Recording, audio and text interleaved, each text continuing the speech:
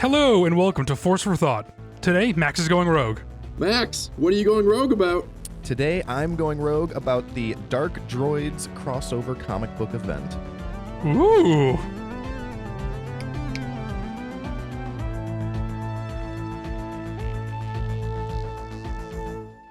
All right, so today I'm talking about Dark Droids. Dark Droids is a 5-issue mini-series crossover event that took place in the Marvel Comics that started kind of like mid last year and ended around, I think it was December of last year or January. It recently ended. But the actual event, like I said, it's 5 issues, but then it has a crossover aspect of it. So there's also the Star Wars mainline series. Yeah. Bounty Hunters, Darth Vader, and Dr. Aphra, all of which were impacted by the plot of the Dark Droid storyline. Is this, basically, off the top of the episode, in relation to like Clone Wars clone episode or droid episodes, is this a fun read or is this a drag to read through? Not to listen to. I'm excited to listen to it, but like, Did you like this crossover? I did. Okay. I have different thoughts on it, and I'll get to it. So I'm gonna break this down into 2 parts. I'm gonna give kind of a brief summary of the plot, and then I'll kind of get into my personal feelings and the review of it a little bit. Did you read the crossover in the mainline Star Wars and all of the other series, or just the Dark Droids mainline? I read the crossovers in the other series. Okay. Do you normally read all those other series, or did you just read it for Dark Droids? No, I usually read them. I kind of save them up usually because I like to kind of read them in bulk. I don't like reading like one comic as it comes out because it comes out one a month. And, And then you forget the plot lines and stuff. I struggle with that too. Yeah. So I did read it all. But like I said, the main event takes place in the actual mini series called Dark Droids, and I make a big deal about that because there's also an accompanying 4-issue mini series called D Squad, and it's kind of like just a separate tie-in 4-issue mini series. I'll get to the plot here in a second. So I'll start with a summary. So Dark Droids follows the events of Hidden Empire, which was a former Star Wars crossover event, in which Lady Kira uses an ancient weapon to disrupt the Sith's connection to the Force. However, in using the weapon, Kira unknowingly unleashed a different deadly entity upon the galaxy as the Spark Eternal has now merged with the droid. The Spark Eternal is an ancient, sentient, artificial intelligence created by the Ascendant cult in their war against the Sith Empire. This is mostly from the Dr. Aphra comics is where we've seen this. The Ascendant cult is like an ancient cult that basically wanted to replicate the powers of the Force using technology. Do you know how ancient we're talking? Hundreds of years, thousands, tens of thousands? It says it was during the Sith Empire. That was before the High Republic, right? Yeah, definitely before the High Republic. It's my understanding, I guess I don't know how it works with canon because the current canon doesn't really explore that ancient of stuff. I'm pretty sure Ki-Adi-Mundi, of all people's line, when he says the Sith have been extinct for millennia, I think the Jedi at that time have the understanding that at the end of the Sith war, that this war that you're talking about was when the Sith went extinct. So I would think about a millennia ago then. What is that, 1,000 years? Yeah. So roughly about 1,000 years. So we've seen the Spark Eternal previously take many forms in the past, including recently possessing the body of Dr. Aphra that happened during the Hidden Empire crossover event. Now, the Spark Eternal has taken the form of a droid and hungers to grow. In merging with the droid, the Spark Eternal has developed an ability to spread from droid to droid like a virus in what is being called the Droid Scourge. I'm sorry. The Spark Eternal had already morphed or whatever, taken control of Aphra, and Aphra got rid of it somehow? Did you read that? How'd that happen? Yeah, that was so in the comics that happened a little while ago. That was like the tie-in to the Spark, or the tie-in to the Hidden Empire line, when Dr. Aphra was excavating this ancient site looking for, I don't know if they were looking for the Spark Eternal specifically, or if they were just trying to look for stuff from the Ascendant cult. But in that one, the Spark Eternal like takes over her body basically, and I forget what they do exactly. Like how they get rid of the Spark Eternal? Because it sounds like can they do that again this time? It happened when it was kind of a combination of things. So I think it happened when Lady Kira used the Fermata Cage, which is the ancient weapon from the Hidden Empire storyline. Because she broke the Fermata Cage after she used it the one time, right? Correct. And then there was also like a really cool, within the Dr. Aphra series of that event, Dr. Aphra herself was like still like deep within her own body, but she had to like fight the Spark Eternal basically like within herself. It was really trippy, really kind of weird. But that's what the Dr. Aphra comic is kind of known for. They do a lot of like really kind of interesting stuff like that. Some people really like it. It's not really my cup of tea. I like it and I appreciate that there's a place for it in the comics, but of the 4 ongoing series, Dr. Aphra is probably my least favorite of the 4, but I still really like it. Did it have that classic scene where someone says to Dr. Aphra, "This isn't you. I know you're in there. You have to fight it"? You know, I don't remember that off the top of my head, but I'm pretty sure it was. Yeah. That sounds like that scene in every other fantasy sci-fi series. As the Scourge continues to take over droids, it learns everything in the droid's memory bank, so it continually is learning more and more while simultaneously being in many places at once. We see it first spread to an Imperial droids aboard a Star Destroyer who quickly take it over. We see droids brutally kill Imperials aboard and even reroute toxic waste gas through the ventilation to gas everyone on board. It's brutal. This comic series is pretty dark, and I like that aspect of it a lot. So it was Charles Soule, wasn't it, that wrote it? Yeah, Charles Soule wrote Hidden Empire. He wrote Hidden Empire, but he was the one who also wrote this comic event as well. So the comic is actually really dark. The Star Destroyer becomes known as Scourge 1 and is basically the home base for the main Scourge that actually possesses the Spark Eternal, who is known as Scourge Prime. And I like calling those things Scourge 1 and Scourge Prime because A, it sounds cool, but also I like having something that I can refer to it as, because it's interesting reading the comic how little they actually like referred to itself. Because like the whole thing is like the Scourge is like one entity basically in millions of bodies. So it didn't like talk about itself a whole lot. But at one point, I think it was towards the end of the series, someone refers to like the main droid as Scourge Prime. And I'm like, oh good, I'm glad they finally gave him a name that I can like identify. Scourge feels like a goofy 90s TV character like Screech or something. Oh, not Scourge. I can see that. It gives that vibe. Yeah. I'll talk about it in the my review portion as well, but the art for this comic series was also really good. I really like the art for the Scourge, like as it continues to grow and he does experiments on organic beings and stuff. It like continues to like get more and more like kind of gnarly looking. Yeah. But anyway, the Scourge eventually makes its way to the Rebellion, the Syndicates, all throughout the galaxy. And the Scourge basically wants to take over the galaxy, but to do so must move beyond droids. Therefore, it starts spreading into cyborgs and hybroids. Uh-oh, Lobot. Yeah, exactly. So this is actually where a lot of the tie-in connection came into the other series, because there's a lot of cyborgs and hybroids in the other series. So in Star Wars, the main line, Lobot's a main character. In Bounty Hunters, the main Bounty Hunter's character name is Baylert Valance, and he's a cyborg as well. Oh, yeah. And then in Dr. Aphra, there's a character named Magna Tolvin, who I think is considered a hybrid, but I don't really know the difference. I don't know. It's interesting. However, the Spark Eternal has previously been stopped by Force users in the past and believes that if it is to be successful this time, it must learn to take over organic beings so that it too may use the powers of the Force. The Scourge begins experimenting on organic beings but is unable to transfer into organics as the organic test subjects continually die. As part of these experiments, they also try to make droids more organic by attaching limbs to the droids.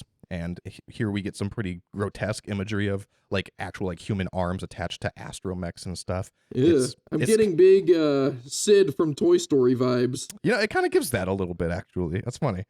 It talks about how these experiments are also failing, though the flesh keeps dying and rotting. Eventually, as the Scourge continues, it realizes its focus is being split in too many directions and cannot do everything at once. The Scourge begins to lose focus and even struggle with what are newly acquired memories or actual live events. Therefore, it divides parts of itself into separate droids and forms its own council with various droids representing different aspects of the Scourge's personality. There's the warrior, the professor, the child, and a couple more whose names I don't remember. The idea is by delegating these different aspects, it'll kind of like help focus, basically. As the Scourge continues to hunger, even as it's taking over more and more, it begins to question its own motivations and actually triggers an existential crisis of whether the Scourge has free will and if it is taking over the galaxy because it actually wants to, or if it's the part of him that is droid and is just a slave to its own programming. Eventually, the Scourge decides that even if it is its own programming, once it fulfills the objective, there would be nothing left but its own free will. Therefore, the only way out is through. So, speaking of free will, I'm going to sort of pause the Scourge's storyline there and talk about the other half of this story that's going on at the same time, and that leads us to a droid named Ajax Sigma. Ajax Sigma is a droid revolutionary from the time of the High Republic who was previously struck down by a Jedi named Loden Greatstorm. Luke, that's All you. right. After an unsuccessful revolt for droid rights. Ajax is a free will droid who believes that organics had to be overthrown in order for droids to be free. After being struck down, his neural core was later located and brought back to life. Having learned from his mistakes, he founded a peaceful secret droid society called the Colony of the Second Revelation, where free will droids can live in peace away from organics. The colony has recruits throughout the galaxy scouting for other free will droids to bring into its colony. One such scout was able to send a transmission from an Imperial Star Destroyer where it was stationed, sending a message to the colony warning of this droid scourge just before it was consumed. Ajax Sigma, realizing that this droid scourge is a threat to the free will of droids everywhere, convinces his colony to go to war with the scourge. Ajax leads an assault aboard Scourge 1 in a giant battle, but is eventually beaten as Ajax's army is destroyed, but Ajax himself is able to escape. Ajax's army also knows not to be taken by the Scourge, so they all kind of like keep killing themselves right before they lose. Again, it's really brutal and dark. Ajax eventually returns to his colony believing all to be lost, only to be greeted by the most ragtag group of droids ever assembled. The group, led by none other than R2-D2, says that they heard he is fighting the Scourge and wants to help him defeat this thing for droids everywhere. The group, as I said, is led by R2-D2, but also consists of QT-KT, the pink astromech from the Into the Void arc from the Clone Wars. That's Ahsoka's droid, isn't it? No, she's R7. From when? From the Clone Wars. Specifically, what I'm thinking of is the season 7 when she recruits those droids to help her take down the Republic Star Destroyer. What's the name of that ship? I'm blanking on that. R7A7. It's maroon. Yeah. It is? Did you just look it up? Okay, thank you. Because I was about to say I didn't know that, but I know that this one, QT, is the from Into the Void arc, because they were called the D Squad, I believe, in Into the Void arc, right? Oh, the Into the Void arc was the droid arc with Colonel Gascon. Oh, yes. Yeah, I remember that Colonel now, too. Gascon, yeah. So it consists of R2, QT, the maniacal murder droid duo of Triple Z and BT-1 from the Dr. Aphra and Darth Vader comics, IG-88, and 4LOM, or 4LOM. Now, you're probably wondering how this crew got here, what's their story, and all that is because they're the accompanying mini-series D Squad. Mm-hmm. That's basically all that's about. It's basically all about how R2 found these droids, convinced them to help, and that's about it. So, honestly, other than that 2-sentence overview, there really isn't much plot development. So that's really all you need to know for now. I'll discuss D Squad a lot more once I get to my review portion. But anyway, eventually the Scourge began to destroy members of its own council after frustrations arose out of its existential crisis in which the council was arguing and disagreeing with itself. In the end, with the Scourge lacking focus and the events from the other comic series also requiring the Scourge's attention, Ajax Sigma was able to lead a successful assault aboard Scourge 1 with the D Squad, and he was able to destroy Scourge Prime. I'm sorry, I'm lost again. What's the Scourge Council? That's the council that he made of himself. He basically delegated. So it's all Scourges. Okay, talking amongst themselves. Oops, all Scourges. Yeah, it's all Scourges, but it's like different like aspects of the Scourge. Like he kind of like made like archetype people on there. Okay, thank you. Sorry, I know I derail you every time I cut you off, but you can just cut around that. Yeah, that'll be easy. So Ajax Sigma was able to lead a successful assault aboard Scourge 1 with the D Squad and was able to destroy Scourge Prime. However, the Spark Eternal, capable of transferring to various entities or objects, we see was actually transferred into Ajax's sword, which now possesses the Spark Eternal. We then see Ajax back on the colony of the Second Revelation, where he takes the Spark Eternal from his sword and places it into a neural core of a new droid. Ajax then reveals that although he had to stop the Scourge, he never hated the Spark Eternal. On the contrary, the Spark Eternal is a self-willed machine intelligence just like Ajax, and that together they will rebuild the colony. Ajax then preaches the various droid revelations to the Spark Eternal, with the first being I. It is the first step towards self-awareness and free will. The second revelation, for which the colony is named, is We. It is the community of free-willed droids. At the beginning of the series, Ajax discovers the third revelation, which is Them. It's those not yet free-willed, but who can be converted. But now, Ajax reveals that the Spark Eternal has taught Ajax of the fourth revelation, which is All. And then that's how it ends. So, the ending, and I should have said too, I guess, when the Scourge is defeated, all the other droids and cyborgs and everyone who was taken over are returned to normal. Mm-hmm. Classic trope. So, Yeah, I figured that. yeah. But also, it feels like that makes sense. I feel, it's like... I mean, it's classic for a reason. It's logic. Yeah, how that works. Same thing with the... Yeah, I mean, it is like, it's... I've been working on a World War II show, so but it's top of mind, but like, if once Hitler died, it's like, yeah, that's it. You cut the head off the snake, the rest of it will fall. That trope doesn't bother me personally either, honestly. No, because it's like snakes. Yeah, it's natural. It's snakes. It's natural. No, it doesn't bother me at all, actually. I really liked it. So I'm getting into the review portion, and the review is positive. Dark Droids is really good. Oh, good. I recommend it. It was a lot of fun. Yeah. The ending is ambiguous. Is Ajax going to continue his crusade of overthrowing organics for droid rights, or is he planning to take over all droids, kind of like the Scourge was going to, and just like do it himself? We don't know. But that's the thing about comics. They don't end, right? Like by their design, they very intentionally never end. Like you can look at Batman, Spider-Man, like these are comics that are 60 to 80 years old and they're still going strong. Yeah. Like you don't read comics to find out what becomes of Peter Parker. Like you're never going to know. It sounds cliche to say, but it's like all about the journey, right? It's the biggest difference between like comics and books, like a novel. Like if you don't have a good ending to a novel, you don't have a good novel, whereas comics are kind of like the opposite. Yeah. That is hilarious, because I was just thinking about that today. I've been rereading Book 3 of the Alphabet Squadron trilogy, Victory's Price. Well, re-listening to it. I have it on Audible, and I like re-listening to audiobooks because I really find myself struggling to like appreciate the journey like that with a book and not just counting down the minutes until I'm at the end so I know how it happened.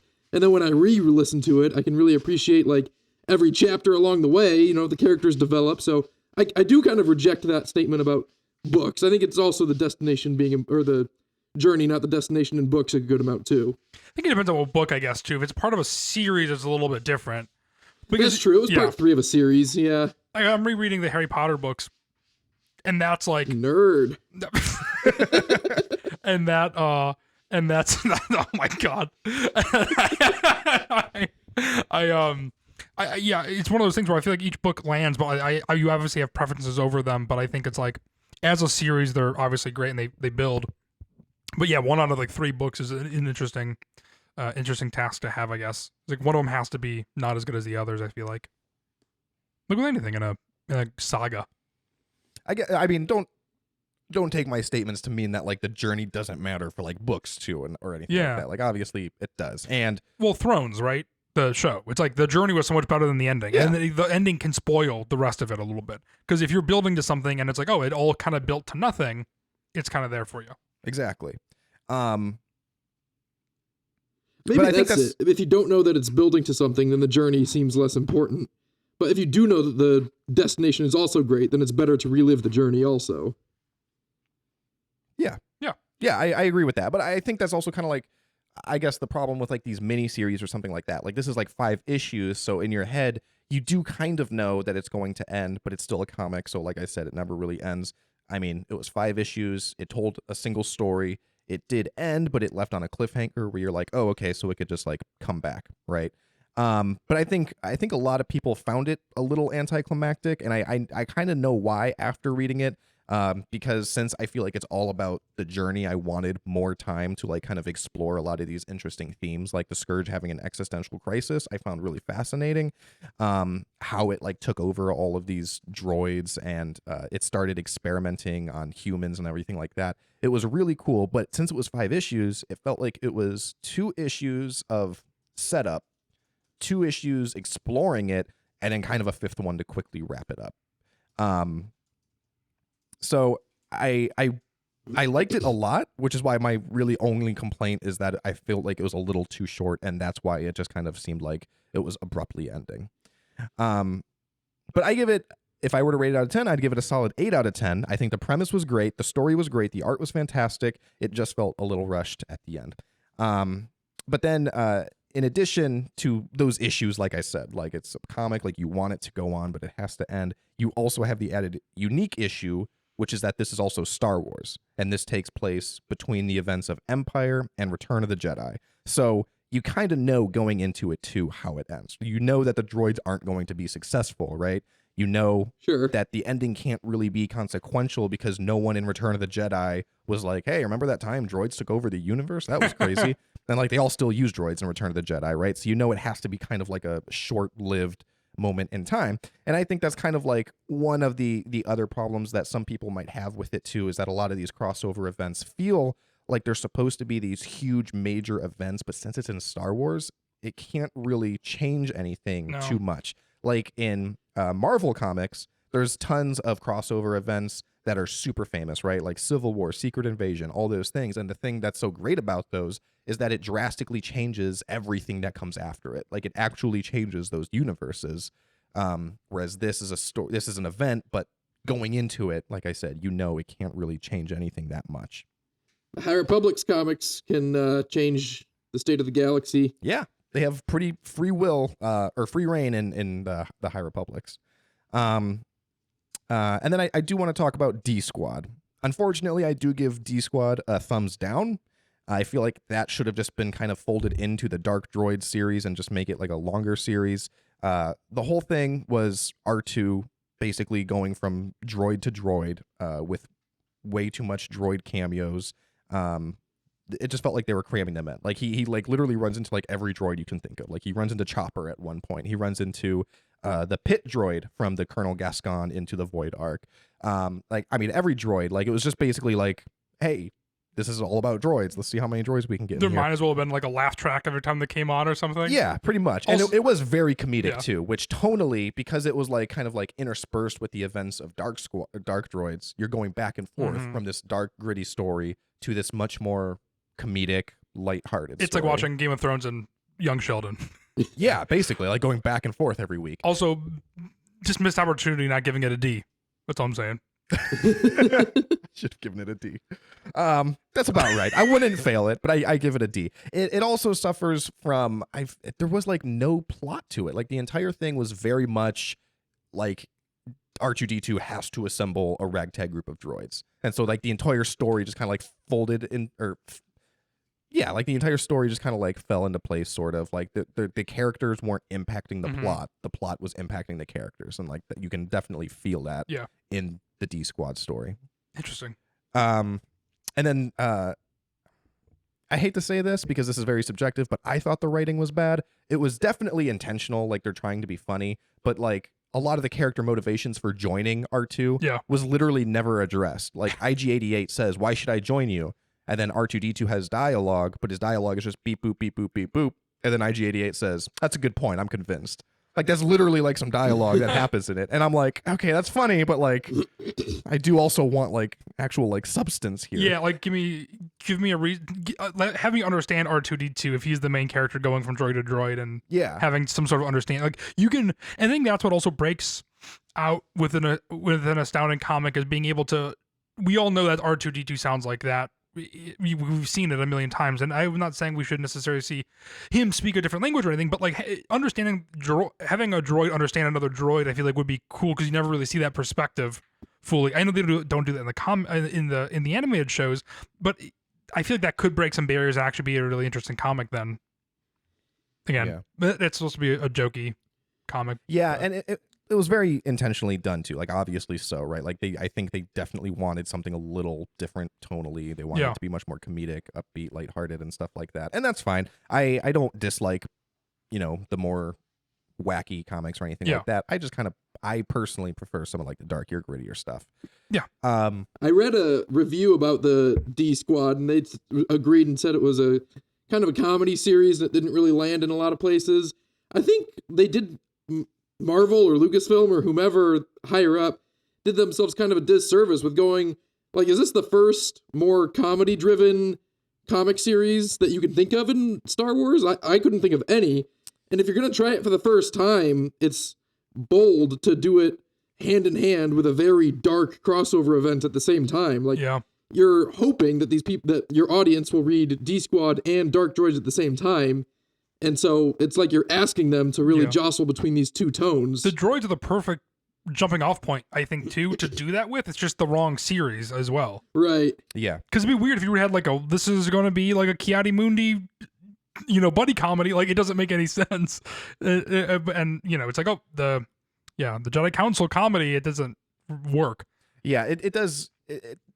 That would lend itself pretty well to droids, but yeah, I think Luke's right. Like, I think they were just kind of killing it with Dark Droids so much that the going back and forth kind of like gave you whiplash.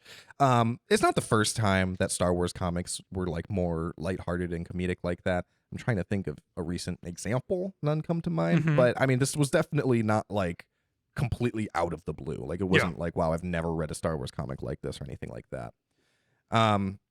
And then as far as the other crossovers, so Star Wars, Bounty Hunters, Darth Vader, Dr. Aphra, they were all good. The problem was it didn't feel like their stories were impacting the events of Dark Droids at all. Sure. As much as their stories were being impacted by the events of Dark Droids. Yeah, I was going to say, Darth Vader's pretty cyborgy. He must have had a tough time. He did, yes. And that's, I'll talk about that real quick. I have that later as one of my notable beats that I'll talk about. Because one of the first droids that the Scourge takes over in the Rebellion is C-3PO. And C-3PO, as we all know, specializes in human-cyborg relations. And so the Scourge kind of like learns a lot about cyborgs through C-3PO. Yeah, bingo. And C-3PO has access to Luke Skywalker, so we see 3PO talk to Luke, and he's like asking him, he's like, hey, can droids have access to the Force? It's better written than that. And Luke was like, well, no, it's like it binds all living things. And then C-3PO, and I thought this was interesting, started asking Luke, well, you have a mechanical hand. Do you feel less of the Force? And Luke's response was like, that's interesting. I never really thought about that. But no, I guess it doesn't impact that. And the rest of the thing is Luke's depressed and is like, oh, just staring at his hand all day. damn you. But as stupid as that sounds, though, that actually is something that I've always wondered. Like, what does the Force feel like if you're a Jedi? And like, if you don't have a limb, like, do you just like feel less of it? I don't know. It's interesting. But we got that answered. The answer is no. It's got to be I don't think it's a full body. Oh, that's a whole other conversation. But it's probably not just like actual body. Like, if you had it can't be amount of mass that the Force can physically like flow through. it's like if I gain more weight, I will feel more Force. I don't think that computes. Yoda is very diminutive. Yeah, that's true. Famously. So He says size matters not, I believe. So I guess that answers that. That's true. So Darth Vader, and that was a really cool issue too. That was like issue 2 or 3 or something in the Dark Droid story arc, and that was cool. It had Darth Vader in it a lot, but it just kind of takes place in between the Darth Vader ongoing story that was happening at the time. So it kind of like Darth Vader has his own story going on. We cut to this Dark Droids where they kind of like attack his castle while he's in his back to tank. He wipes them out, and then back in the Darth Vader series, he goes back a bunch about his business, basically, just kind of like being inconvenienced by the Scourge. So there wasn't, and that's not like a knock against it, because the Darth Vader ongoing series is still really good, as are the other ones. I do like Bounty Hunter, Star Wars, and Dr. Aphra. So it's not like they were bad. I just wish that they had like more actual crossing over. Like, I wish I saw the Star Wars characters in Dr. Aphra. I wish I saw Darth Vader in Bounty Hunters, and all of those kind of coming together in Dark Droids. Instead, what we kind of got was just the 3 main cyborgs from those series, Magna Tolvin, Lobot, and Baylor Valance, making an appearance. Yeah. So if you read, I highly recommend Dark Droids. I think it is really good. And if you read it, I think you'd be like motivated to read some of these other stories, because they do kind of like drop lines here and there, and it makes you go like, oh, now I got to go read, that Bounty Hunter story, because I do want to find out what's going on with it. Is that why these comic series crossovers have gotten so popular lately? Because I have never been that into comics my whole life, and then I've said this before, when the High Republic started, I started reading comics, and shortly after that was the War of the Bounty Hunters crossover, and I thought it was like a really big deal. So I got into it, I got them all, and I kept thinking to myself, like, wow, I'm going to have a complete set of all of the War of the Bounty Hunters crossover, and that's going to be like a big deal. And now that was 2 years ago, and we're talking about the 4th crossover event in those 2 years. Yes. They are common, actually. So we joke on this podcast before about how business has to business. There's a really good YouTube channel called Comic Storian, and he does like an analysis basically on like the reasons behind all these crossover events. But it's driven by business. It's because they know that if they do this big crossover event with Spider-Man that includes She-Hulk, people who read Spider-Man are then going to go buy She-Hulk because they want to find out what's going on in the crossover comic. That makes sense. Have there been that many Star Wars crossovers like this before War of the Bounty Hunters, though? Like, were there any beside Vader Down? Vader Down was the big one. I think that was the first one. There was also another one, I'm trying to think, called Target Vader, but I don't think that was a crossover. I think that was a mini-series. Wasn't that the same as Vader Down? Wasn't that a mini-series? No, maybe I'm not remembering it right. Never mind, cut that. It's the same thing as Chicago Fire and Chicago, NCIS Miami. NCIS exactly. Why Las can't I think Vegas. of Chicago Fire? What's the other one? Chicago and PD? Chicago PD, right? Classic NBC lineup, you know? So I really sorry, I'm like trying to get my notes here. I'm not like ignoring what you're saying. I think that's really funny. Frantically Googling all these crossovers. Chicago PD.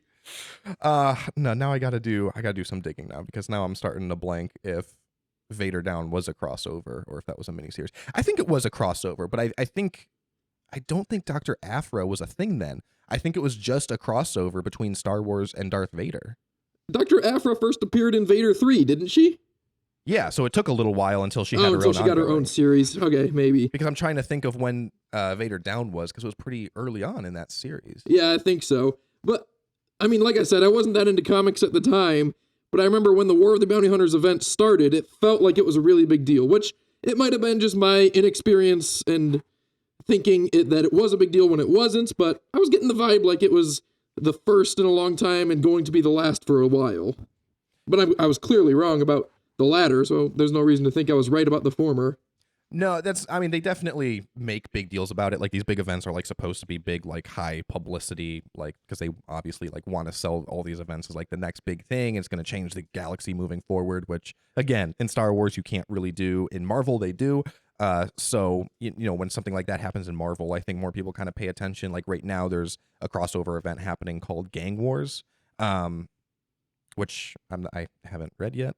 But yeah, so it's common in all comic books, not just Star Wars or anything like that, obviously. But yeah, so it's like when they do a crossover, all the people that are reading the Darth Vader comics will then go and read the Bounty Hunters comics because there's a crossover. Yeah, it's like watching Chicago Fire and Chicago PD. You're going to go watch the other one. I just wanted to give you that soundbite so you can cut it over your stupid Spider-Man and She-Hulk reference, and so we can make it Star Wars. It's the same thing, but and we can talk about Chicago Fire and Spider-Man. All right, this is fine. No, Chicago Fire was applicable. This is an inclusive podcast. To anything with the word Chicago in it. People will watch it if it's Chicago, anything. Chicago Med. That's got to be a thing, Chicago Med, right? Sounds like it is. Yeah, I feel like it is. If it's not, you should pitch that at work. Next big idea. Hey, NBC, you know how you guys are lacking? Yeah. Are those NBC? I believe so. Oh, geez. Anyway. And then my only critique is regarding the Star Wars crossover event, because as I said, Lobot is a cyborg, and he was infected with the Scourge, and it felt like the perfect opportunity to kill him off somehow, because we've talked about it before on the podcast. Lobot is in Empire, but he is not in Return of the Jedi. True. And he is a big part in these Star Wars comics that take place in between. So I was hoping, sounds bad, that they were going to kill him off, but they didn't. They ended up rescuing him because he also had like his neural implants were starting to go haywire, but they were able to save him and all is well. And that's not the first time they've done that either. Lobot has had issues in the past where I've thought the same thing, like, oh, this is going to be the end for Lobot, and then they saved him. So now I'm trying to go back and look up those story arcs because I wonder if it's going to be like a rule of 3. I wonder if the next time that happens, it is going to be the end of Lobot. Do you think Lobot saw Echo and was like, fuck, I wish I would have done that? That's funny. He got the neural implants. He's like, hey, look, same thing. And then you got a cool helmet around it. And Lobot's like, Been looking around like Lobot's like, we could have got helmets. I've been walking around like a bald asshole this entire time.